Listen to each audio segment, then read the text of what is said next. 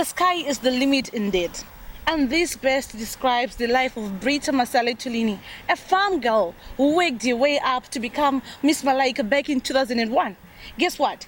It's been close to 2 decades ago, and I have you right here, right now on Living Legends. Now I believe all things are possible in life. Hello, Brita, and welcome to the show. Hi, Messi. How are you? Good to see you. I'm so glad to see you. You still look beautiful. Thank you. Thank you. All right. I know viewers out there have got so many questions, just like I know you grew up in a farm. Yes. Can you just tell us a bit about your background? How it was like back then? I loved it. Okay, I was independent, very happy. But those of you who might know where Ingwe Farm is, it's on the outskirts of Harare, next to Budiriro and Glenview. I actually watched Budiriro being built. Okay. So I grew up there, and my father was a senior farming manager for City Council Farms at the time. So my life was predominantly living on a farm, growing up and doing everything that's, that comes with living on a farm, looking after chickens, pindamunda, all those things. So it was quite exciting for me, sometimes very, very tough, but on the whole, I can't say I had a bad upbringing. So what this background, I know this, always this background gave you strength to work hard and achieve what you have so far? I think what's important is that parents instill certain values into an individual, and those values, when you now have other influences, they help to carry you through life. Growing up on a farm, there's so many things that you learn about life. And so things like tasks and those were hard. And when you're a child, you didn't like them. But later on in life, you start to reflect on it and see they were actually trying to build some kind of discipline in an individual, and also just a sense of responsibility as well, and just also open up my mind to possibilities, because there were other things that we did, like maybe cleaning out chicken runs almost every other day. Go and clean out okay. We probably have 12 dogs that are sitting around and just waiting for me to mess up. Wow. Okay. And so I'd move those chickens and move them to another chicken run, and then clean out that space, which was not nice. Okay, and you go in there, they're busy jabbing at your legs and really making your life a living hell. But at the end of the day, you want to eat the eggs, you want to eat good chickens. So you've got to put in the work. Sometimes you'd also be asked to go into, have your little vegetable patch. Onions, and all those other little things that are necessary for just one's well-being and upkeep. And so these things actually then carried us through school. We got to experience a lot of things when it came to responsibilities on the farm. To the extent, I learned how to drive a car at the age of 12. Wow. Right, on the farm, there was no issues. And I can do as I please. Right? But I learned how to drive a car at the age of 12. But more importantly, even though every Friday I'd remember to stock feed, and that stock feed was meant to obviously go and feed the cattle on the weekends and stuff. So I learned hard labor. Right, 50 kgs because there will be no labor to assist us. But these are things and values that you learn, and growing up I began to appreciate them, and they also to some extent contributed to my I'm inspired. So being a model, how did your parents took the profession that you decided to take? It was tough, because I think, like, we have problems in the industry today in terms of perceptions about it. The perceptions are also there. A bit loose in their morals. So what they didn't understand maybe is the generation that I was living in and understanding this industry and the business itself. So they didn't take it too well. More so my mother. She was against it. However, she actually accompanied me to the agency that I went to join, which was Silhouette Studios at the time, and had a conversation with the principal director who was there. And the principal simply said, but this is how this thing works. It's actually opportunities for young girls to actually make a living for themselves and to carve out a career for themselves. But also importantly, one gets grooming and important soft skills and life skills as well. So, Mum, we're holding ourselves responsible should anything go wrong with this young lady. But I was too scared of my parents to allow anything to go wrong. And as far as I wanted to see was how far could I take this here. But this was through the inspiration of other friends as well who talked me into getting into modeling. So back there you are on stage with other 27 models in South Africa 2001. What was on your mind? I was in there for war. Okay. There was money at stake. Okay. There was money, a car, but more importantly, I think the opportunity to be a global ambassador. That's the honest truth. You always have to look at things at the bigger picture so that you avoid the little things that might deter you from entering a competition of that nature. And because it was also the first of its kind on the continent, I was saying to myself, why not? Why not take advantage of this thing, win or lose? Because I'd been to two other international pageants, which was the Miss World in 1999, and also the Miss Lucky 7 International in Swaziland. So I had to some extent some experience in that. But I knew that what's important is to be a part of an event. Don't let those opportunities get away from you. One, I was young, I was single, I had no kids, and I had no responsibilities. Why not go ahead and experience the adventure of doing it? And more predominantly was that I wanted to be in production ever since I was in college. And so this is an opportunity to learn, but okay, what does this particular pageant have that I could learn? Because I'm looking at the future business of entertainment. Okay, so taking the crown, were you expecting it, or it just came as a surprise? And I was feeling for you. No shame. I went in there, Ndichichka, because one, to be honest, I didn't get the necessary support I'd have hoped to get from my fellow Zimbabweans. It was really a tough journey. A lot of the sponsorship, I had to figure it out with some colleagues of mine and friends and family as well who contributed to that. And so I went in there with the notion, okay, whatever happens, happens. But I didn't go in there saying I hadn't done my best to prepare myself for the pageant, because it was important that whenever you go into something, you go in there 100%, and there'll be no excuses. It's either it's yours or it's not yours. So I went in there knowing that, okay, if this is mine, God will grant it to me. If it's not mine, some other girl's house is going to be blessed. I won't be happy, but at least I've had the opportunity to experience something as great as this. Wow, I'm inspired. Yes, I have Brita, the former Miss Malaika 2001, right here, right now on Living Legends. We'll be right back after this short break.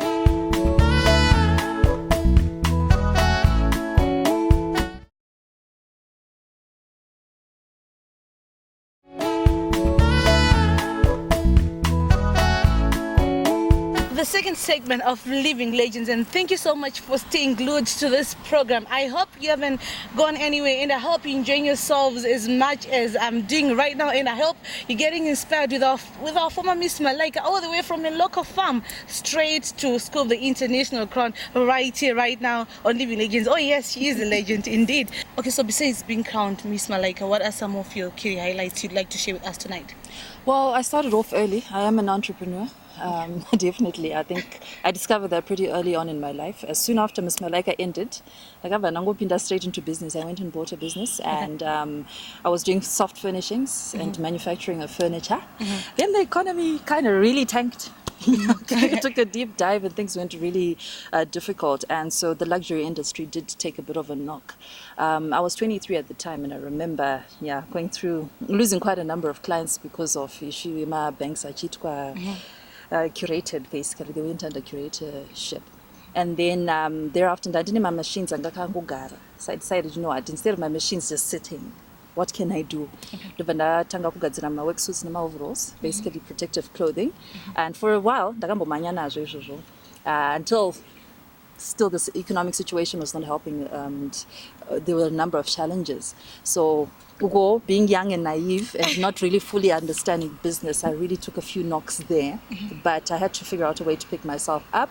And then the issue of you come from humble beginnings, and you also do not despise people. It doesn't matter who they are. A security guard actually told me about the business that I'm currently running at the moment, which was my chemicals, mixing my soaps, my liquid soaps. And he told me about his friend actually doing this. And guys, I also want to learn. So from, I think, around 2006, 2007, that's when I actually started to do my liquid soaps. And so that had been carrying me through a lot of the mayhem that was actually happening in the economy. For a while, I'd run with that. However, speaking currently of what I'm actually doing, is an opportunity did come up, and I was headhunted to become a radio presenter with Capital FM Radio. So I jumped on the bandwagon. And now, but growing up, have you ever dreamt to become a radio presenter? I actually wanted to be one, and I'm still saw in the heart, because I wanted to be on SFM. Well, it's now SFM, but back then you get Radio 1, but there were no vacancies, because I loved talk radio. I'd heard of it when I traveled to the United States, and also when I was in South Africa as well. So I was really intrigued by the conversations, and in India I like issues to do with humanity generally. So unfortunately the opportunity did not present itself, but God had it in mind that it might not happen now, but it will eventually happen, and I've now found myself on radio. Nice. So how does it feel to have beauty and brains jokes? All right. So I understand modeling. This profession is a glamorous profession, and I understand there are a lot of challenges. What does a young model look out for? Right, young models, the first thing is that whenever you're embarking on anything in life, you've got to be disciplined, and you've got to know why you're doing this.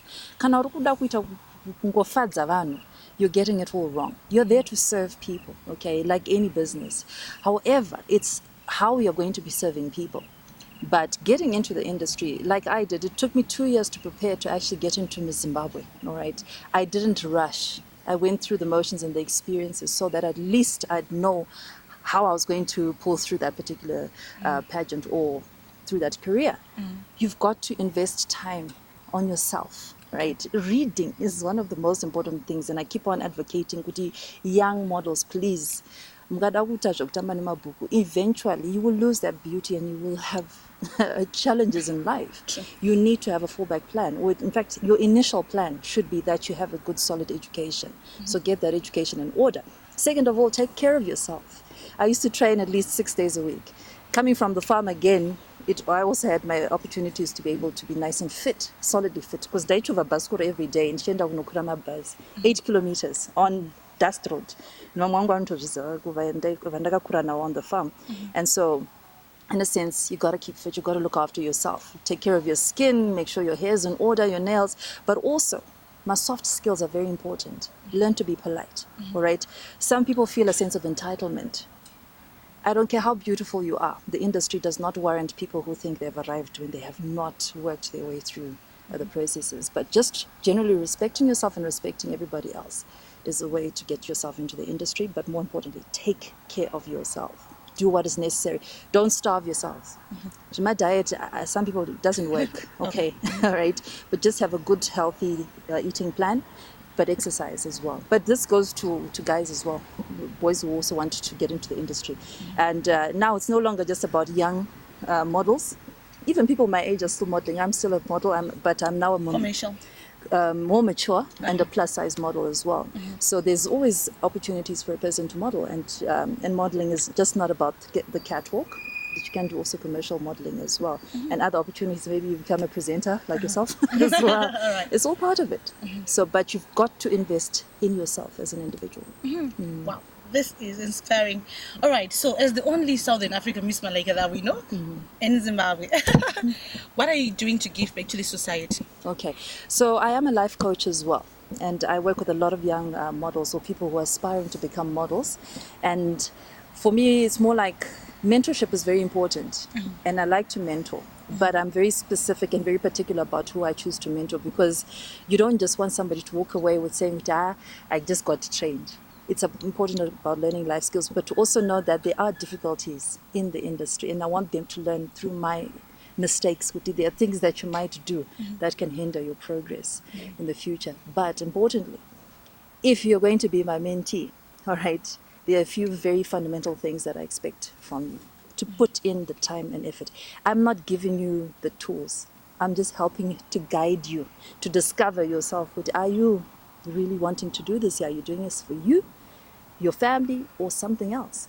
So if I see the motives are, or the intent is good, I will be more than happy to work with you, because I know what some of the pitfalls are along the way. So I really want to go who's committed, who's focused, and who's really, really invested in what she's doing. But not just the young models, right? I work with a lot of women as well, because I believe Kutishi, there's so much that we can share, because I do like to inspire other women to actually do good. And it's never too late in life, right, to achieve the highest goal, or whatever it is that they're looking out to do. I had a dream and I lived it. I've still got dreams and I want to live them. So I try to speak to as many women. I've worked with a whole host of hairdressers through, because I'm a brand ambassador for a hair Eva. Eva, Yeah. Eva hair. So I've worked with a lot of hairdressers as well in terms of helping to inspire them to do better, right? To have conventional businesses and get into preoccupations that are helping to build themselves. Because we know the story. You will make the money, but it's very easy to blow it if you're not somebody who's organized and structured. So we do try to mentor women in that way, or inspire women, or to bring people who can be able to assist them to progress to the next level.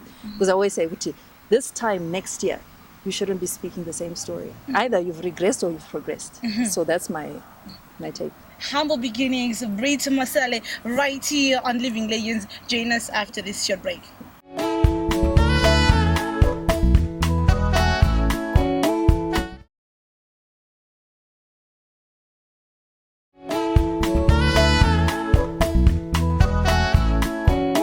Compose yourself, eat healthy, and stay beautiful. She says, Brita, right here on Living Legends. Yes, I have here tonight, and this is the last and final segment of Living Legends. And thank you so much for staying glued and just supporting us on WhatsApp, Facebook, Twitter. We're seeing those messages, and thank you so much for the maximum love and support that you've been giving to us.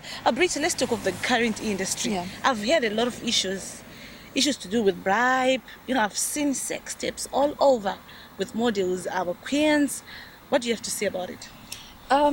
It's unfortunate that certain things make it into, we say, mainstream media as well. But people make choices sometimes which are not so good. And I can't speak on behalf of the accused because probably they know exactly what the situation is. However, what I do want to advocate for young women is that, especially young women, all right, is that sometimes you don't need to compromise yourself in order to get ahead. If somebody comes to you with a bribe, it means Kuti, they do not have your best interest at heart. And do not ask for one either, because it's not going to get you anywhere. Us having been in the industry, we know Kuti Shandi. Okay, you have a year to represent a particular brand, a title or something. You will not be able to sustain it if your heart and your mind are in the wrong place. Be cognizant, right? And know Kuti, whatever you do, chances are it's like a candle, it's going to burn through a hole in the paper. So always be careful about what you do. We might see things on social media because now we've got all these platforms that have got so many things that they're showing, and we might assume that's the way to get ahead. In anything in life, standard business is that there are business principles or laws of the universe that will always remain true.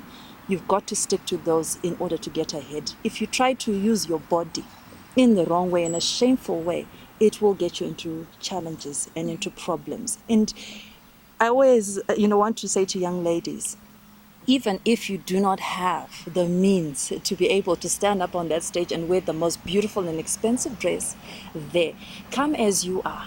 All right. My judges are actually there and coached to know where there's potential versus somebody who's coming there as a sense of integrity. We will always see through that. You will struggle within the first or second week of being a beauty queen because you will not be able to handle the pressure because you got off on the wrong foot. So any young lady, especially I'm speaking to young ladies who want to get into the industry, exercise integrity, read. Okay, come with your brains. We want your brains. And yes, we want your beauty. But in this day and age, we can transform you. And it's my designer, makeup, yeah, and we'll tweeze your eyebrows and make you look good. However, integrity is most important.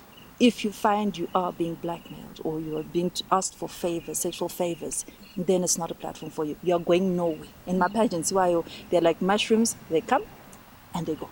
True. All right. So given a chance to run the Zim Trust, what would you quickly change? I wouldn't change anything per se. If I look at the Miss Zimbabwe, as I was part of the Miss Zimbabwe as a Miss Zimbabwe 1999, Kiki Devaris had her own vision for it, and it's been managed to be carried through. And the people who are currently running the Miss Zimbabwe Trust, and I'd like to speak about Mai Chiwenga, who's doing an absolutely phenomenal job in terms of looking and scouting for women. She's done a great job in empowering the young ladies to become women in their own right. However, I always put the onus upon the young ladies themselves to take ownership of their own lives, to say, how do I want to approach this, and how then do I go and fulfill my obligation to become a Miss Zimbabwe? So first fast forwarding to now, how was this transition for you from being a model to a businesswoman, now a mother? Life's experience.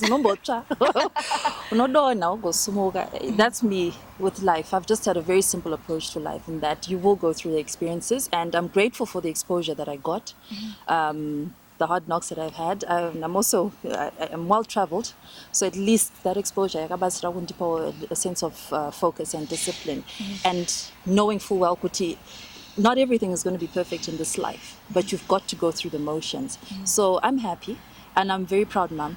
I love it. I think that's the best title that I carry right now. When my children call me mother or mommy. That's Mom! sweet. Okay, All they right. shout at me. Anyone Then you it's want good. to pay tribute to tonight? Obviously, my mom and my dad. I think they're very, very key, and my family, my sisters, who've always been there for me to support me. The Miss Zimbabwe Trust that was always been there. Langasibanda, Lorraine Magwenzi, the late Kiki Devaris, obviously, who was part of my life. Paxina Kalulu and her sister Krista Kalulu as well. These people were very key in terms of my career in shaping me, and also right now the people who are investing their time into making me the brand that I am today. Yeah. I've got a Brita who's looking at us tonight. Do you have anything that you want to say to the young models? Maybe one day they can be where you are right now. Okay. First thing I want to tell you is that you're fearfully and wonderfully made. You are not a mistake. All right, and don't let anybody tell you otherwise. Right, it doesn't matter if you were born of unfortunate circumstances. God has a love for you, and God has somewhere that He wants to take you. We're all predestined for something great, and don't let anybody talk you down. However, please get an education. All right, get that foundation in order. Otherwise, I cannot give you much else, right? In education, wisdom comes knowledge and a whole host of principles and values that come with it. And you'll be able to sail through life knowing full well that you did your best, all right? And even if you don't make it as a model, there's always a place that's for you. Thank you. And to the Brita fans out there. I love you, okay, a lot. I totally adore you, and I really thank you all so much for the support that you've given me. I will continue to pray for everybody and just hope that God, whatever, you will get it, because I believe that God has a wonderful gift for you in life, and may you live your life to the fullest as well. Wow, a powerful and wonderful woman we had for you right here on Living Legends. Thank you so much for watching the show tonight.